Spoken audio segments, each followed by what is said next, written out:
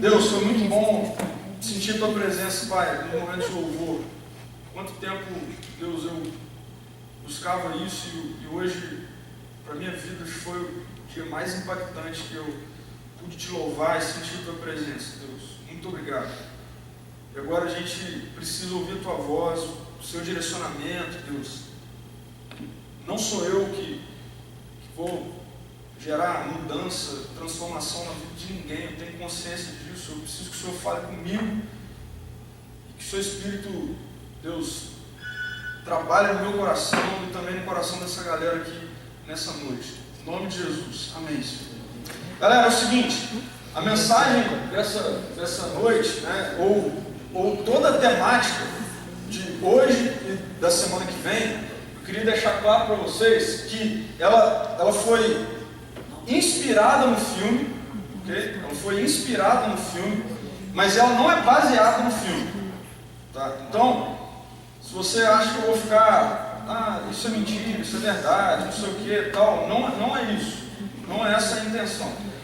Nós inspiramos essa série, pegando aí um gancho, né, aproveitando aí um gancho que o filme, toda a polêmica e tal, deu para a gente olhar para as Escrituras, olhar para a Bíblia e ver de fato quem foi Noé, né, e como algumas coisas da vida dele podem influenciar a nossa vida, hoje, há tantos anos atrás.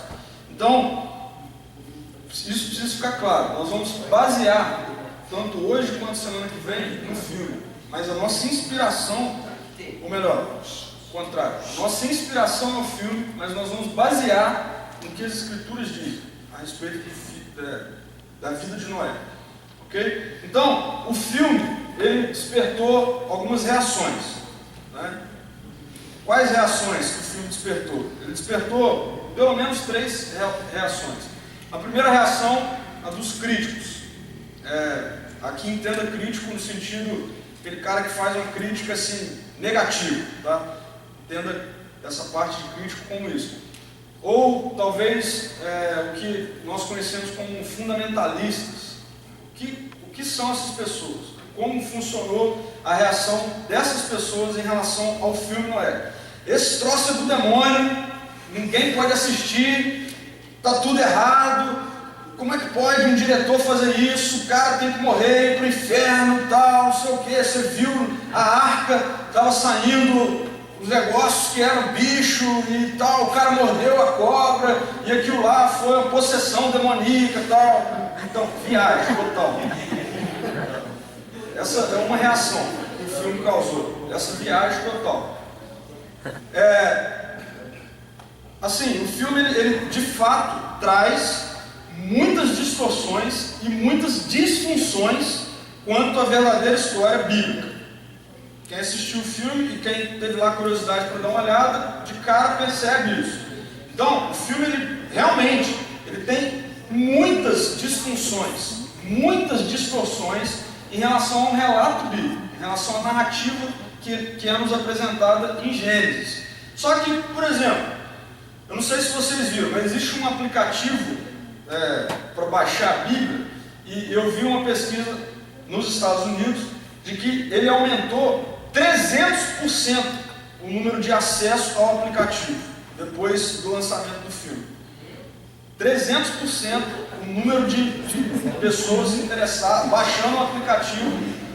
Por que isso? As pessoas então o filme então gerou essa curiosidade nas pessoas. Isso é claro, não tem como escapar disso. O filme gerou essa curiosidade nas pessoas em ler a Bíblia. Eu tenho um amigo que trabalha em Jaguariúna, que eles fizeram essa pesquisa assim rápida, foram em alguns cinemas, tal, conversaram com as pessoas, e grande parte das pessoas que assistiram o filme, que não eram cristãs, não tinham envolvimento nenhum com nenhuma igreja e tal, falaram que ficaram interessadas em ler o relato bíblico, o que falava. Então, isso é legal, um ponto positivo que gerou. Mas tiveram os críticos fundamentalistas, tal, que levaram para esse lado. Não, é um absurdo gastar dinheiro em cinema para ir ver uma heresia, tal, vai todo mundo para o inferno, não sei o quê. De fato existiu isso. Uma segunda reação, os eufóricos. Os Os eufóricos, aqueles caras que pegaram o negócio e falaram assim: Deus está fazendo um avivamento em Hollywood. Os atores estão todos cheios da vida de Jesus. O diretor do filme teve uma visão e tal, e ele está trazendo o reino de Deus para Hollywood, não sei o que e tal, e a partir de agora todos os filmes vão ser cheios da vida de Jesus e não sei o que. Essa euforia toda, aleluia e tal, glória a Deus pelo filme, não sei o que e tal. Tiveram os eufóricos que levaram também para essa outra linha. E aí eu queria dar uma rebatida aqui nos eufóricos da seguinte forma: galera, o único objetivo de Hollywood foi ganhar dinheiro. O único objetivo do ator principal foi que ele ganhou milhões para fazer o papel. O diretor tal, falou: cara, a galera gosta desses negócios polêmicos, vou fazer e tal, vamos ganhar muito dinheiro. E de fato ganharam muito dinheiro com Noé. Ou melhor, com o filme. E aí, então eu rebato essa galera dessa forma. Mas existiu também essa reação dos eufóricos. E existiu um terceiro grupo, uma terceira reação, né, que foram os missionais, na qual eu me incluo. E na qual eu te convido também a se incluir, a participar disso. Quem foram os missionais nesse contexto todo? São aqueles que conseguem interagir com a cultura, que conseguem assistir o filme e conseguem fazer links para que então o tema principal do Evangelho seja compartilhado, que é a vida de Jesus, que é a graça de Deus, que foi apresentado no filme. Então, esse grupo é um grupo que conseguiu, de repente, um equilíbrio maior, né, com isso. E aí, conseguiram, por exemplo, nós, né, que conseguimos assistir, fazer essa ponte, buscar oportunidades e tal. Por exemplo, um tema que eu vi aí, né, e até eu pude presenciar na minha vida, conversando com algumas pessoas e tal, mas um tema que ficou assim, as pessoas não entendiam tal, ou não tinham acesso a isso, não conheciam isso e tal, mas foi a ira de Deus. Foi um tema que o filme trouxe, que as pessoas, nossa, Deus, mas Deus não é bonzinho e tal. Então assim, as pessoas os caras que não acreditam em Deus, e aqueles que acreditam pouco, sei lá, tudo vem na cabeça deles a respeito de Deus, menos que Deus é um cara que se ira, né? A maioria das pessoas que não consideram Deus, não acreditam em Deus, se puderem escrever alguma coisa, vai falar assim: Deus é um cara bom, tal, Deus é bonzinho, não sei o que, tal, enfim. Mas a ira de Deus, ela, no filme, ela precisa ser entendida por nós. O filme demonstrou isso de uma certa forma bem legal e tal, mas é bíblico. Nossa, já vi gente assim, pegar um número. A ira de Deus é uma temática bíblica.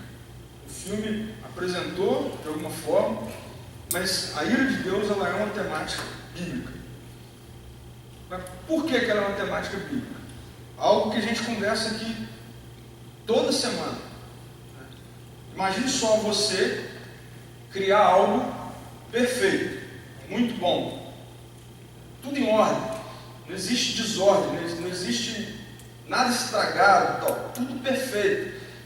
E aí você pega e entrega isso para alguém. Fala assim: olha só, vou te entregar isso aqui, olha, tá vendo como que está, né? Tá perfeito, está em ordem. Vou te entregar isso para você desfrutar disso. Pode cuida disso e desfrute disso. E aí então você entrega isso para alguém. E aí, de repente, você fala assim com a pessoa: olha, mas só que no meio disso aqui tem algo que você não pode fazer. Está vendo esse botão que você não pode apertar? Se você apertar esse botão, cara, vai dar problema. O resto você pode fazer tudo, apertar todos os botões.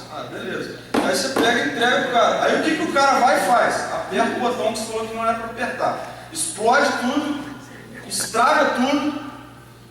Qual vai ser a sua reação? Sua reação vai ser de ira. Por que fizeram esse troço? Por que você apertou esse botão? Cara, foi isso que aconteceu.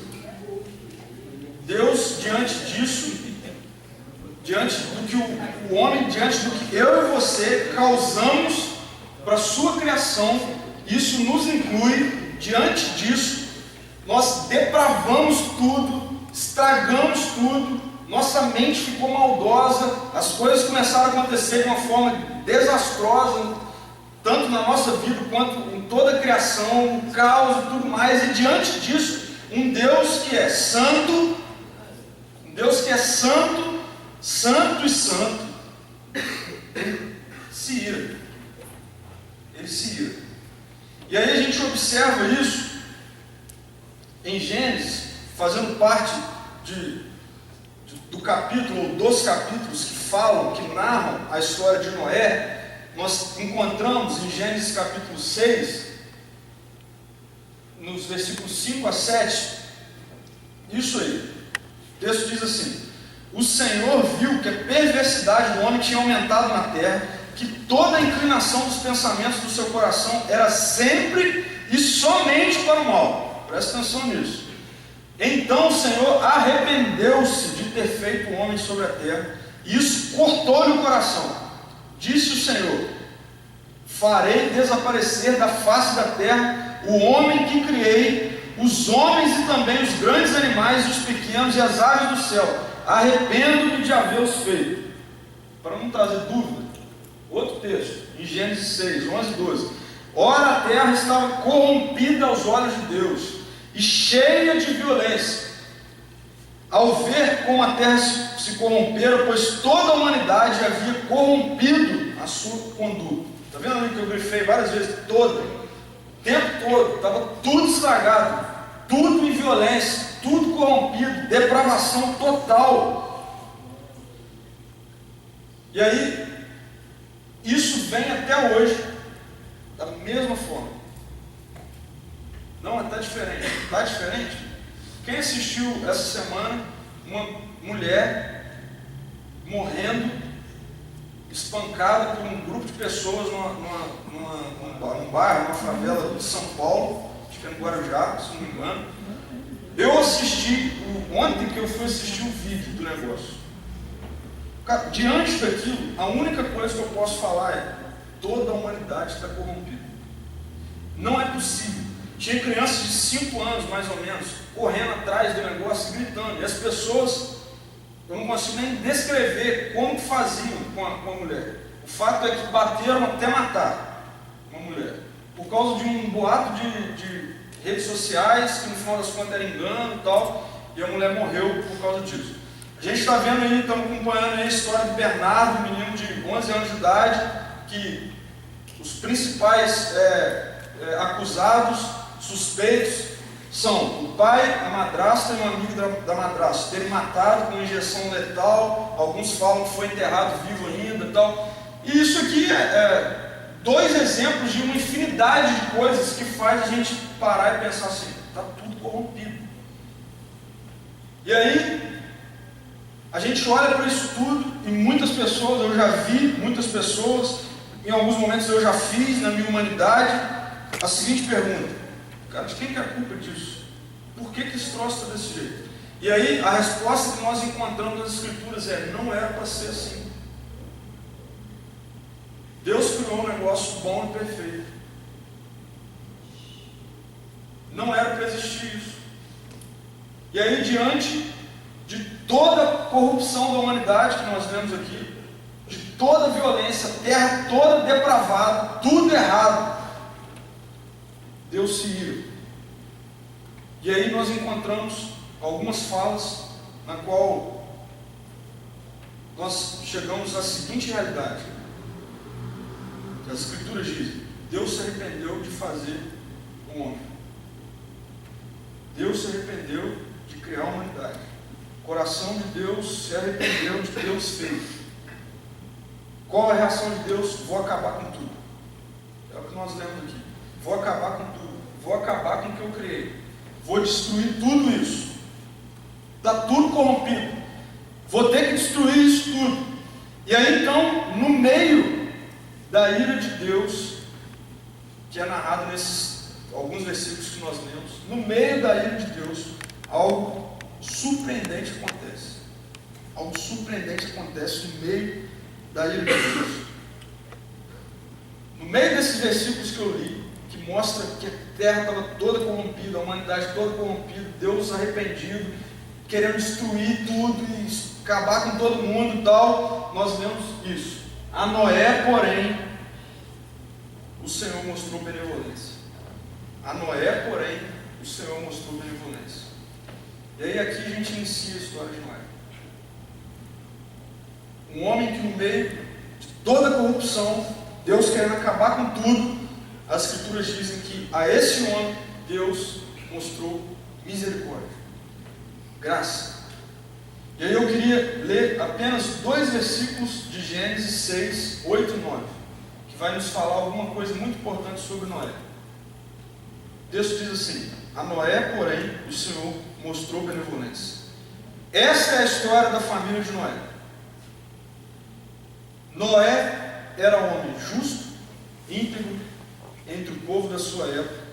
Ele andava com Deus. Aí depois a gente vai ver o relato da família dele, né?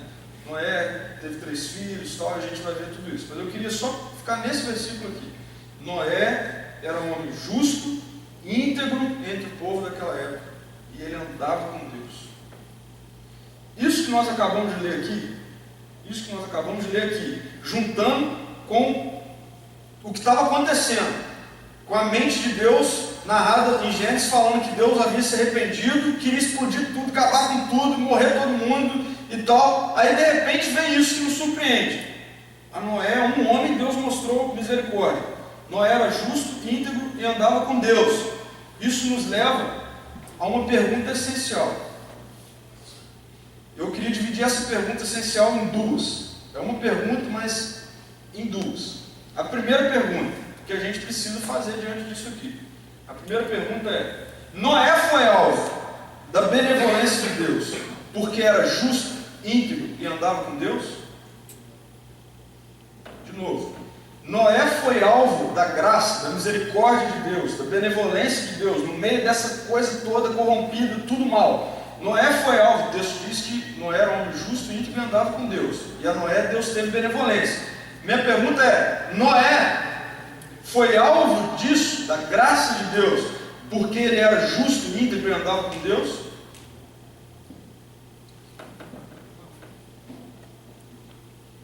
Tem gente sim, tem gente dúvida e tal. Então vamos lá, vamos tirar a dúvida aqui. Se você pensa dessa forma, não tem problema nenhum, vamos aqui, a gente está conversando e vamos. O negócio é você entender agora. Se você pensa dessa forma, pode ser que você pense diante do que a gente leu, pode ser que você. Então, se você pensa dessa forma, em primeiro lugar, você vai precisar se tornar adepto da teologia do mérito, que é aquilo assim: eu sou bonzinho, então Deus tem que me dar. Eu sou muito bom, então Deus tem que me retribuir. É mais ou menos o que acontece com os caras falam com as criancinhas em relação ao Papai Noel. Você vai ser bonzinho o ano todo, porque senão no final do ano você não vai ter presente. Tal. Essa é uma teologia ou é algo que não é muito encontrado na vida de Jesus, nos evangelhos. Ok? Então, um ponto aí para você colocar é, de fato.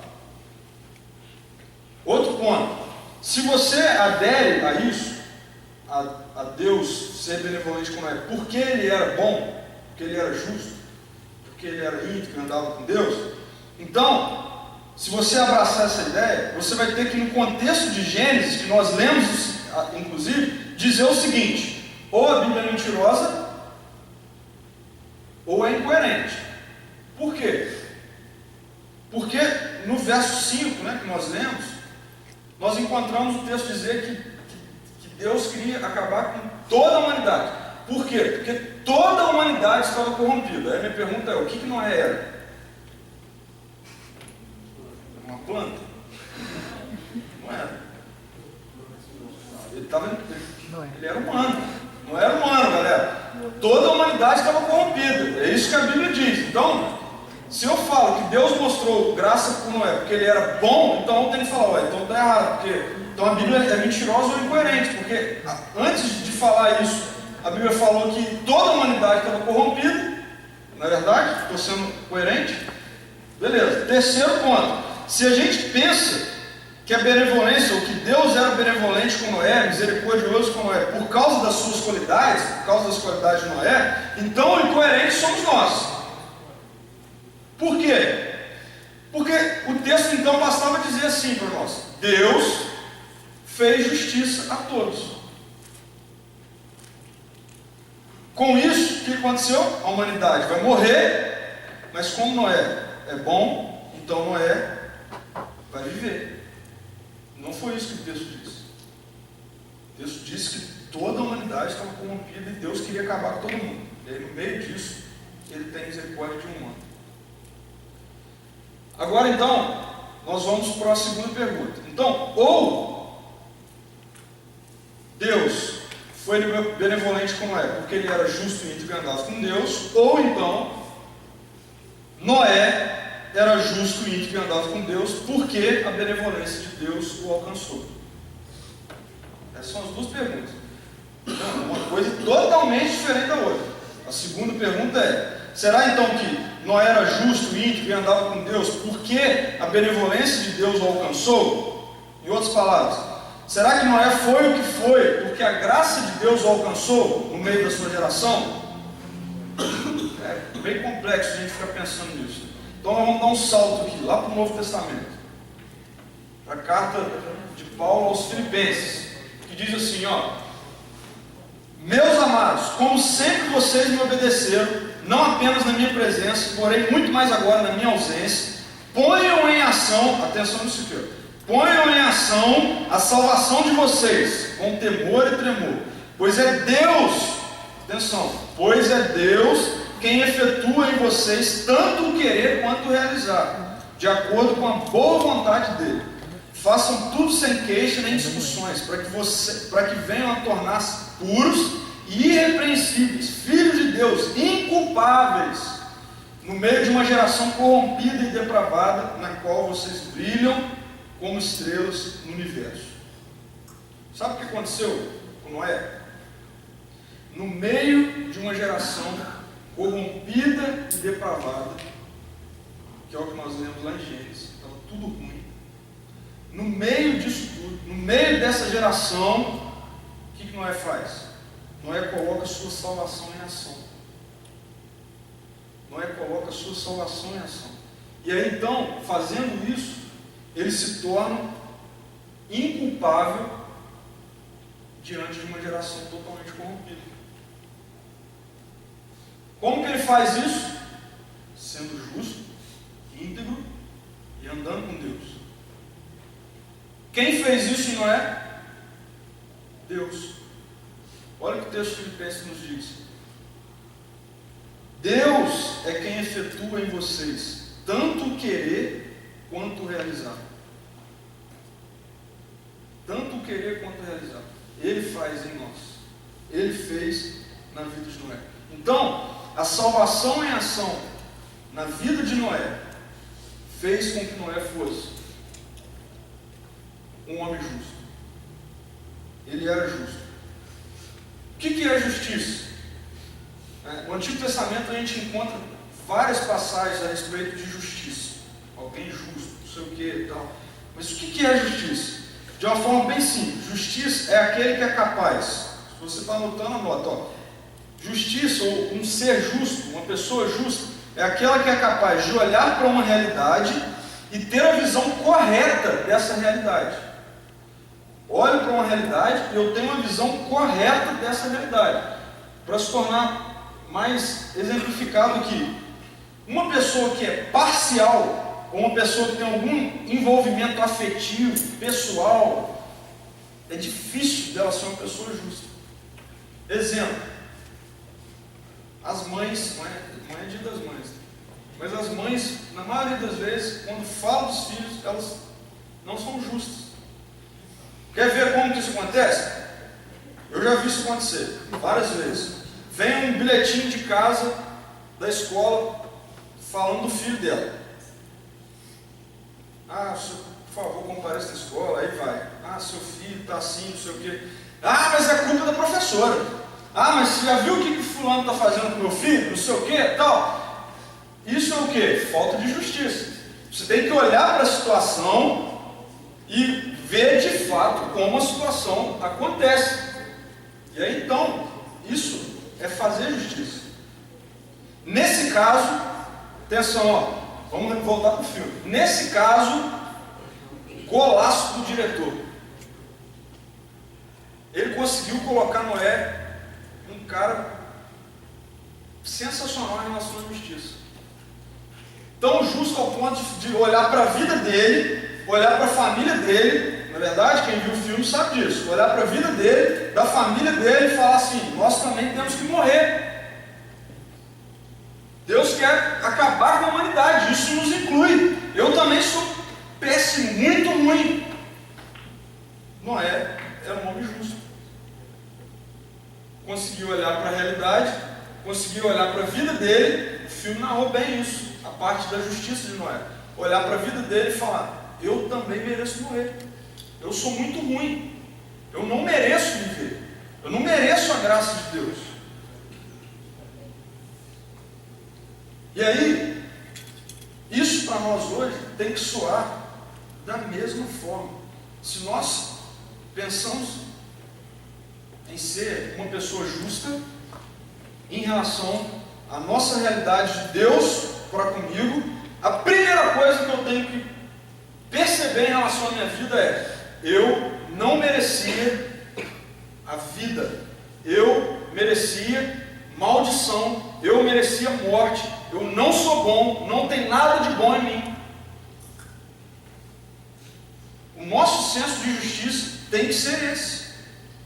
Noé era um homem justo no meio de uma geração corrompida, porque Noé olhava para a vida dele e falava: eu não sou bom, eu tenho que morrer no meio dessa galera toda aí que está morrendo. Bola dentro do diretor do filme. Mas o texto fala também que Noé era um homem íntegro. E a salvação em ação, fazendo um link com o texto de Filipenses, a salvação em ação na vida de Noé faz dele então um homem que era íntegro.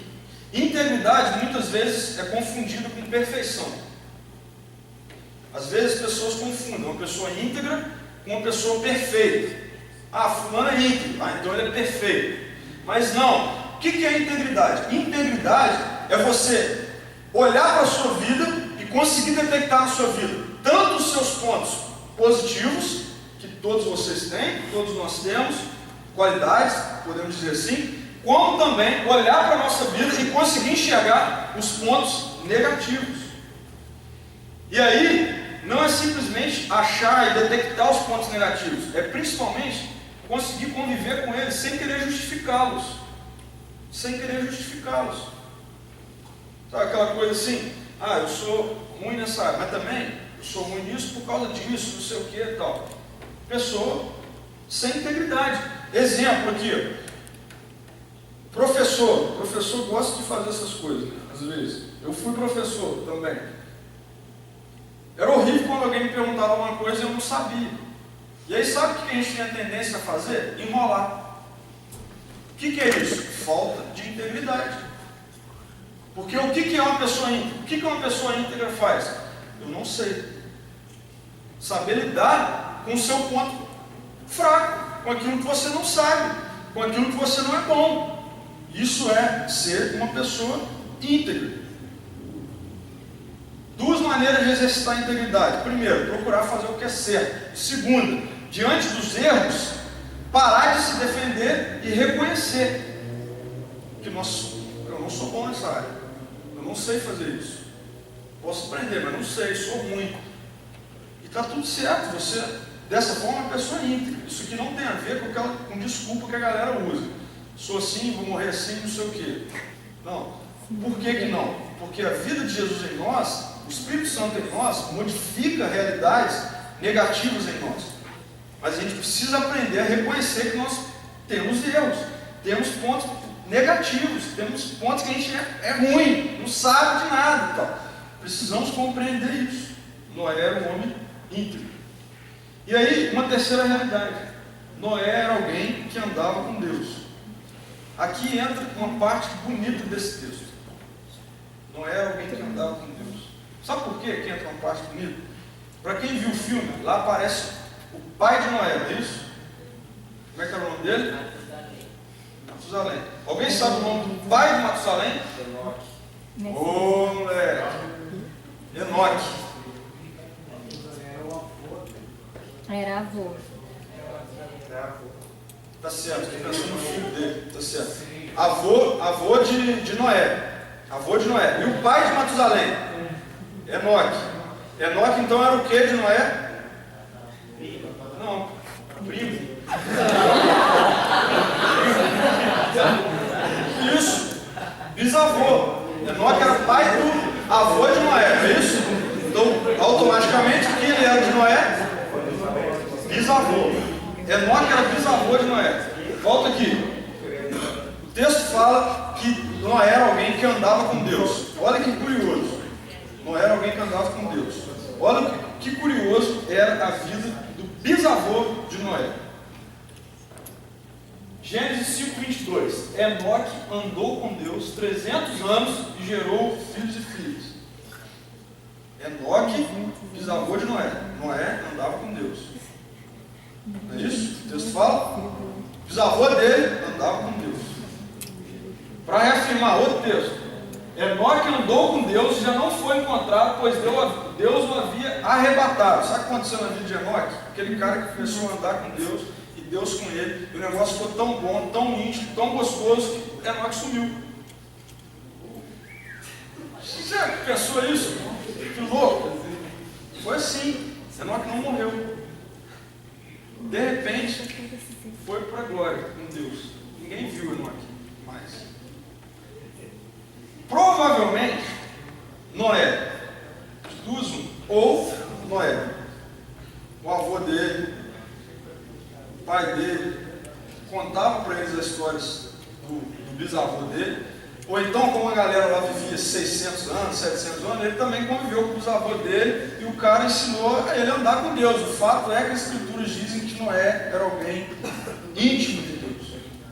Noé era alguém íntimo de Deus.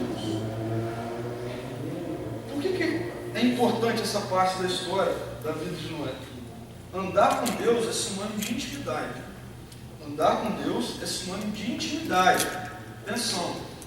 Andar com Deus é intimidade. E olha só o que o Salmo 25, versículo 14 diz de alguém que tem intimidade com Deus. Olha só o que o texto diz. O Senhor confia os seus segredos aos que o temem. O Senhor confia os seus segredos aos que o temem. O que estava acontecendo na história de Noé?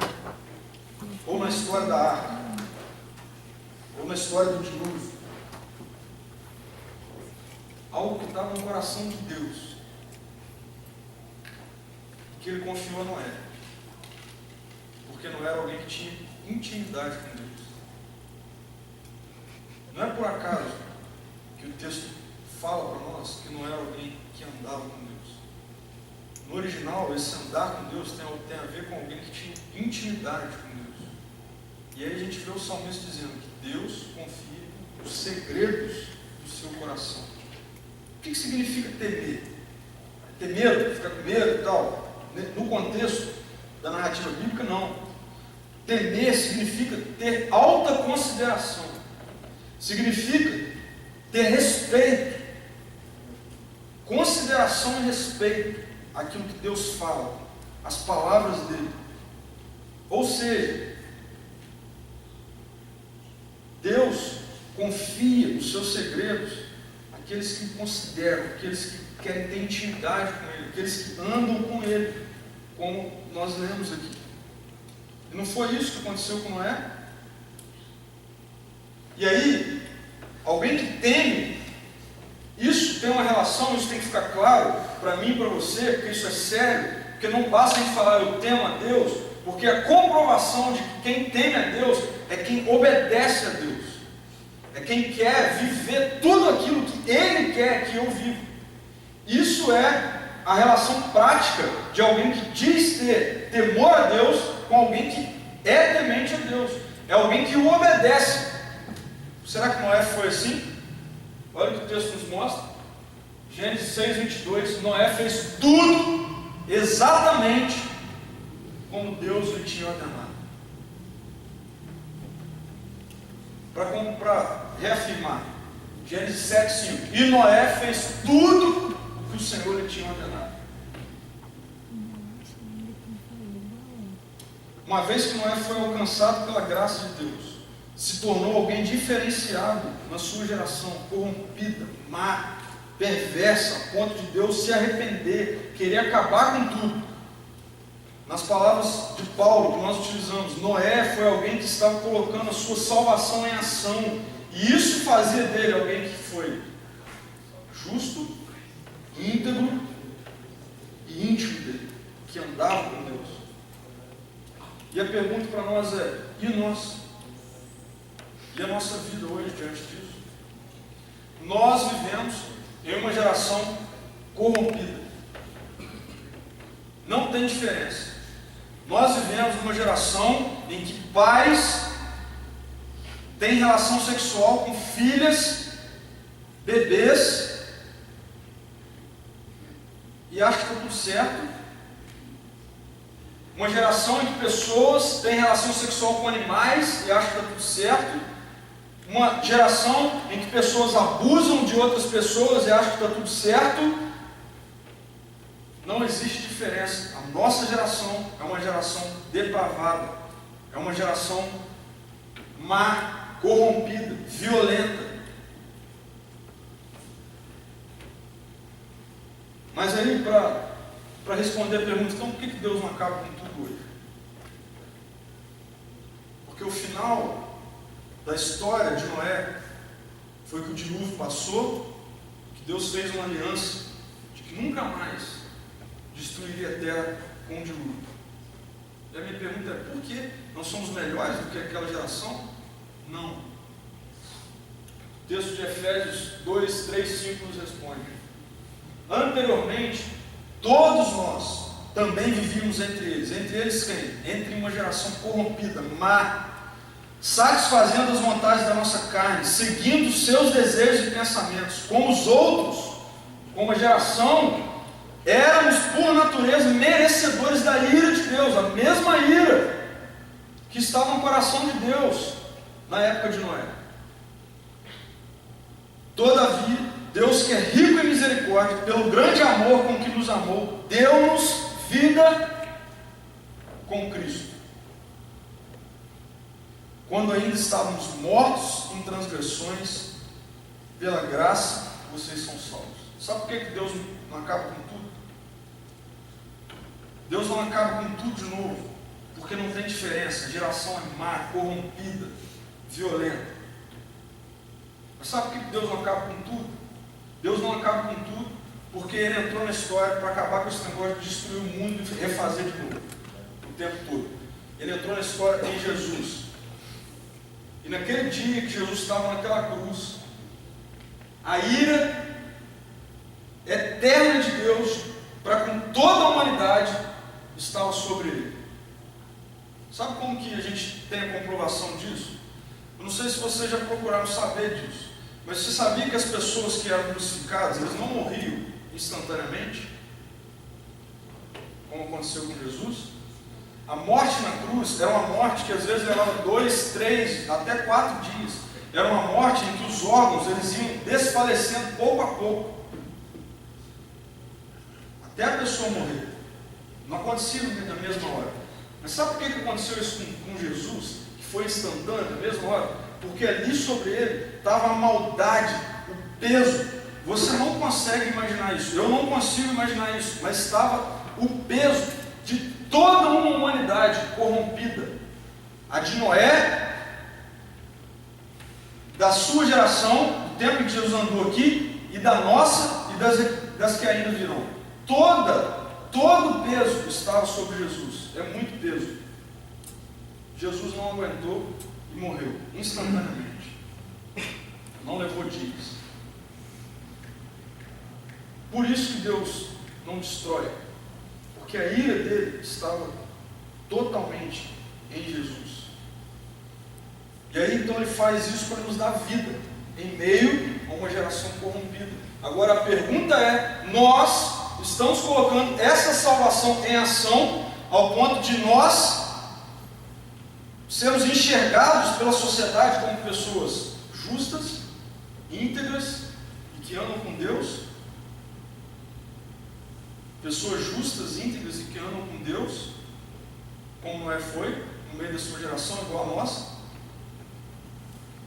Deus não busca nada diferente disso. Efésios 2, a continuação no versículo 10, diz assim: porque nós somos criação. Olha que interessante, essa palavra criação, no texto grego, ela é poema. Nós somos poema de Deus, realizado em Cristo Jesus, para quê? Para fazermos boas obras, as quais Deus nos preparou antes para nós a praticarmos. Que obras são essas?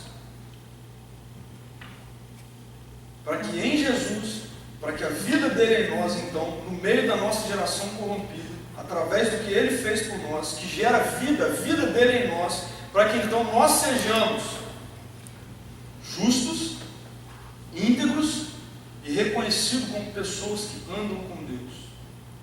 Eu queria dar ênfase no andar com Deus, para a gente terminar aqui. Quando a gente sai daqui e a gente chega em casa, ou quando segunda-feira a gente vai para a escola, ou para o trabalho, ou para a faculdade, ou nos momentos de lazer, quando você troca ideia na sua roda de brothers lá, que ninguém nunca ouviu falar de Jesus e tal, tá bom, não tem problema com isso, eu também tenho vários amigos assim, mas a pergunta é, as pessoas olham para você e para mim e falam, ele anda com Deus, tem alguma coisa diferente, ela anda com Deus, tem alguma coisa diferente. A nossa história tem muito com a história de Noé. Muito. A história da humanidade presente, do tempo, da geração que nós estamos vivendo, tem muito da história de Noé. E a boa notícia é que Jesus, Ele quer fazer pessoas no meio dessa geração que sejam íntegras, que sejam justas, que sejam reconhecidas por alguém que anda com Deus. Se tudo isso que você tem escutado, se o seu relacionamento com Deus não tem gerado isso, infelizmente tem que dizer que tem alguma coisa errada. E o que está errado não é o Evangelho, o que está errado é você. Na maioria das vezes isso tem a ver com entregar mais ou menos. Eu ainda não entreguei totalmente. Eu ainda não me rendi totalmente. E aí não tem como. Porque Jesus, o poema que Deus está escrevendo através da nossa vida, é para aqueles que se renderam à vida de Jesus, ao que Ele fez por nós, integralmente. E aí então querem viver o governo dele integralmente, no meio de uma geração corrompida, má, como a geração de Noé. Então, eu queria que a gente terminasse pensando em como está a nossa vida em relação a isso. Será que as pessoas olham para nós e conseguem ver em nós pessoas justas, pessoas que conseguem olhar para a própria vida e dizer, eu não mereço o amor de Deus, eu não sou bom? Segundo, pessoas íntegras, pessoas que conseguem fazer a leitura correta de si mesmo. Eu tenho qualidades, mas também tenho defeitos, preciso ser modificado. E terceiro, principalmente pessoas que andam numa geração corrompida e são reconhecidas como alguém que anda com Deus. Isso é obra de Deus em nós. E só o que a gente precisa fazer é nos entregar totalmente. Vamos fechar os olhos? Vamos pedir a Deus então para que Ele gere em nós condição disso.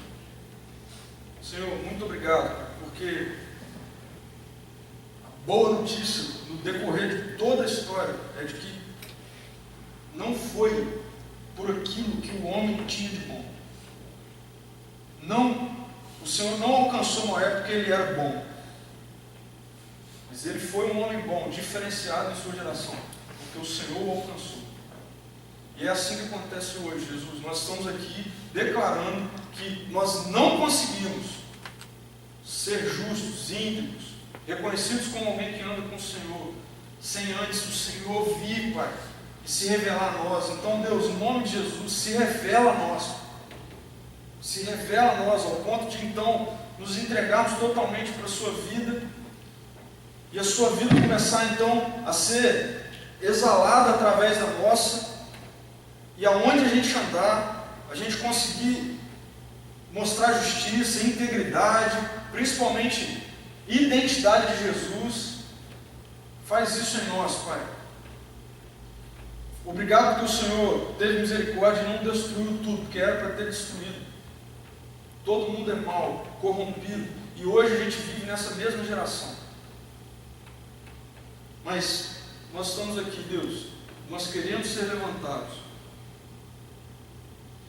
como alguém usado por Ti, no meio dessa geração, para levar justiça, integridade e a vida de Jesus.